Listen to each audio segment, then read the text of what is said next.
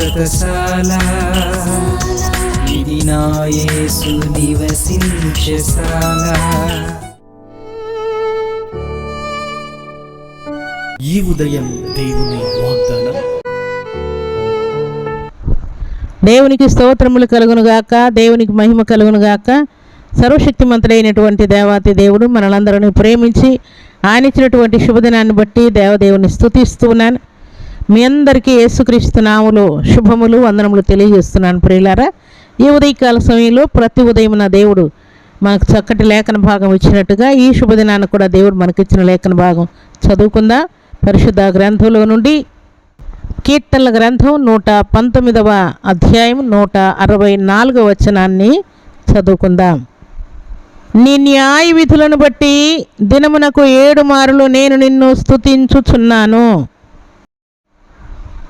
దేవుడి శ్రేష్టమైన మాటలు దీవించి ఆశీర్వదించునుగాక.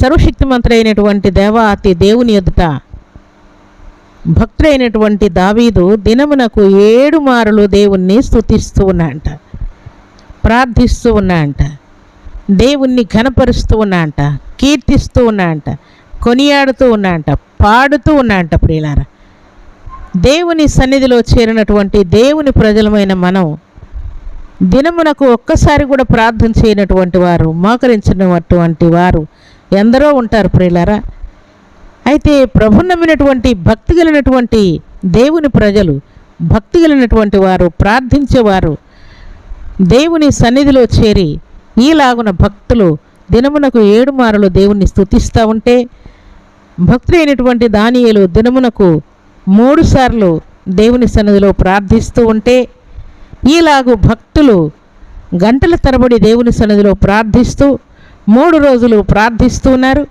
7 రోజులు ప్రార్థిస్తూ ఉన్నారు, 21 రోజు ప్రార్థిస్తూ ఉన్నారు, 40 రోజులు ప్రార్థించారు. భక్తుడైనటువంటి మోషే ప్రార్థన చేశారు. ప్రియులారా, అలాగున భక్తుడైనటువంటి దానియేలు 21 రోజు దేవుని సన్నిధిలో ఉపవాసం ఉండి ప్రార్థన చేశాడు. అలాగున ఎస్తేరు 3 రోజులు ఉపవాస ప్రార్థన చేసినట్లు రాయబడింది. ఇలా భక్తులందరిని మనం ఎవరిని జ్ఞాపకం చేసుకున్న ప్రియులారా, వారందరూ కూడా దేవుని సన్నిధిలో రోజుల తరబడి, గంటల తరబడి దేవుని సన్నిధిలో ప్రార్థిస్తూ ఉన్నారు. ఈ భక్తుడు అంటూ ఉన్నాడు, నీ న్యాయ విధులను బట్టి దినమునకు 7 మారులు నేను నిన్ను స్తుతించుచున్నాను. దేవునికి స్తోత్రములు కలుగునుగాక. దేవుని సన్నిధిలో చేరినటువంటి దేవుని ప్రియబిడ్డలము, దేవుని పేరు పెట్టబడినటువంటి మనము కూడా దేవుని సన్నిధిలో ఈలాగున 7 మారుల లేక 3 సార్ల లేక రోజుల తరబడ, గంటల తరబడ దేవుని సన్నిధిలో ప్రార్థించే వారముగా, ప్రకటించే వారముగా, ప్రభు పనిలో మరి లీనమైపోయే వారముగా మనం ఉండాలని పరిశుద్ధాత్మ దేవుడు కోరుకుంటున్నాడు. అందుకే భక్తి కలిగినటువంటి వారందరూ కూడా ఈలాగు వారు ప్రార్థన చేశారు. ప్రియులారా, అయితే ఈ శుభదినాన దేవుడు మనలందరినీ కూడా క్వశ్చన్ చేస్తూ ఉన్నాడు. దినమునకు ఒక్కమారైనా దేవుని సన్నిధిలో వేగున లేచి ప్రార్థిస్తున్నారా? దేవుని యొక్క వాక్యాన్ని ధ్యానిస్తూ ఉన్నారా? దేవుని యొక్క వాక్యాన్ని ధ్యానించకపోతే, ప్రార్థించకపోతే దేవుని యొక్క ఆశీర్వాదం ఆ దినము నీకు దేవుడు ఏమి ఇవ్వబోతున్నాడో ఆశీర్వాదాన్ని మనం కోల్పోతున్నాం. ప్రియులారా, ప్రార్థించే వారి మీదకి కృపలు దిగి వస్తూ ఉన్నాయంట.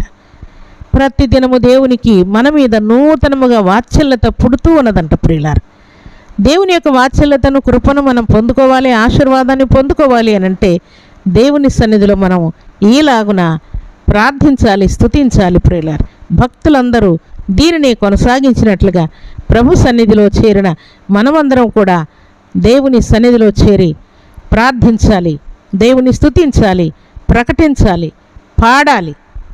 దాని వలన దేవునికి మహిమ వస్తూ ఉన్నది, మనకు మాత్రం ఆశీర్వాదములు, కృపలు మన మీదకి దిగి వస్తూ ఉన్నాయి. ప్రియులారా, ఎవడు నా మాట విని వణకుచుండునో వానినే నేను దృష్టించుచున్నానని దేవుడు సెలవిస్తున్నాడు. ఎవడు దేవుని మాటకు తల వంచుతున్నాడో వానినే దేవుడు దీవిస్తూ ఉన్నాడు. ప్రియులారా, నా ఆజ్ఞానుసారముగా నడుచుకున్న వారికి భూమి మీద ఉన్న సమస్త జనముల కంటే ఎక్కువగా హెచ్చిస్తానన్నాడు. వారిని తలగా ఉంచుతానన్నాడు దేవుడు, వారిని పైవారుగా ఉంచుతానన్నాడు. వారు బయటకు వెళ్ళినా దీవెనే, లోపలికి వచ్చిన దీవెనే అని దేవుడు సెలవిస్తున్నాడు. ప్రియులారా, కాబట్టి శుభదినాన దేవుని సన్నిధిలో చేరినటువంటి మనందరిని కూడా దేవుడు ఈలాగున దినమునకు 7 మారులు దేవుణ్ణి స్తుతించే వారముగా మనం ఉండాలని దేవుడు కోరుకుంటున్నాడు. అలాగున దేవుని సన్నిధిలో చేరి దినమునకు 7 మారులు దేవుణ్ణి స్తుతించుదుముగాక, ప్రార్థించే వారముగా ఉందుముగాక, దేవుని యొక్క వాక్యాన్ని ధ్యానించే వారముగా ఉందుముగాక, ఇహలోక సంబంధమైన ఏ ఆటంకాన్నైనా సరే ఎదిరించి దేవుని కొరకు బలమైన సాక్షులముగా ఇక మీదట మనం ఇంట బయట సంఘంలో సమాజంలో దేవునికి మహిమ తెచ్చే పాత్రలముగా ఉందుముగాక, సమయాన్ని దుర్వినియోగం చేయకుండా సద్వినియోగం చేసుకునే వారముగా ఉందుముగాక. సర్వశక్తిమంతుడైనటువంటి దేవాతి దేవుని సన్నిధిలో చేరిన మనమందరం కూడా దేవుణ్ణి స్తుతిస్తూ దేవుని నుండి అధికమైన దీవెనలు ఆశీర్వాదములు పొందుకుందాంగాక. ప్రతి ఉదయమున దీవెన, ప్రతి మధ్యాహ్నము దీవెన, ప్రతి సాయంకాలపు దీవెన, ప్రతి రాత్రి దేవుడి ఇటువంటి దీవెనలన్నీ కూడా మనం పొందుకొని దేవునికి మహిమ తెచ్చే పాత్రలుగా జీవించుదాంగాక. అలాంటి కృపా భాగ్యం సర్వశక్తిమంతుడైనటువంటి దేవాతి దేవుడు మనందరికీ సర్వసమృద్ధిగా అనుగ్రహించి ఆశీర్వదించునుగాక. ఆమేన్. ప్రార్థన చేసుకుందాం. భూమి ఆకాశములను కలుగ చేసిన మా తండ్రి, మీకు స్తోత్రాలు.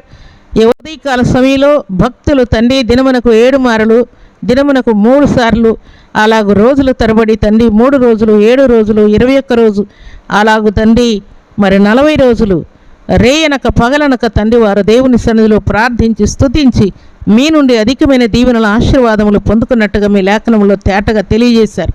మేమందరం కూడా తండ్రి అలాగ మిమ్మల్ని స్తుతించి మీ నామాన్ని కీర్తించి మీ పరిచర్యలో పాలుపంపులు పొంది మీ ఆశీర్వాదం పొందినట్లు మహిమ కార్యం జరిగించి మేలుతో తృప్తిపరచమని ప్రార్థిస్తూ ఈ ఉదయకాల దీవెనలు, ఆశీర్వాదం, శాంతి, సమాధానం, సంపూర్ణ స్వస్థత, సర్వసమృద్ధిగా మీ కృపలో నుండి మా అందరికి అనుగ్రహించి మీరే మహిమ, ఘనత, ప్రభావాలు పొందమని దీవించమని, ఈ దినం బర్త్డేలు, మ్యారేజ్ డేలు జరుపుకున్న బిడ్డలకును దీవెన దయచేయమని, మహిమ కార్యము జరిగించమని యేసుక్రీస్తు అతి పరిశుద్ధమైన నామమును స్తుతించి ప్రార్థించి అడిగి వేడుకుంటున్నాము తండ్రి.